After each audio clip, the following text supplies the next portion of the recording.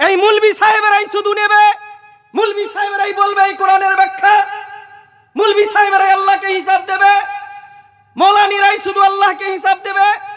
এতে ছিল না ফাস্টিং এর কথা। 1400 বছর, 1446 বছর আগে আল্লাহ রসুল বলে দিয়েছিলেন, যদি তুমি 24 দিন, 25 দিন, 29 দিন তুমি যদি না খেয়ে থাকো, তোমার শরীর কিরকম থাকবে আল্লাহ রসুল সেই দিন বলে দিয়েছিলেন। 2000 সালে সম্মানীয় ডাক্তার ওসিনুর ওসমি এই জিনিস আবিষ্কার করেছে। নবীল আপনার ছেলে কি করছিল? কেন এই জায়গাটা ফাঁকা? পাইতারা মোবারকছেন। আজ মুসলমানকে দেখে শরমায়ে ইহুদ, মুসলমানের অবস্থা, তাদের কাছ থেকে মসজিদ কাটবে না, মাদ্রাসা কাটবে না, ওয়াকফ বিল কাটবে না। কি কাটবে? তুমি মুসলিম, তোমার ছেলে নামাজ পড়ে, এক ওয়াক্তের নামাজ না পড়লে আজকাল অনেক আলেম ফতোয়া দিচ্ছে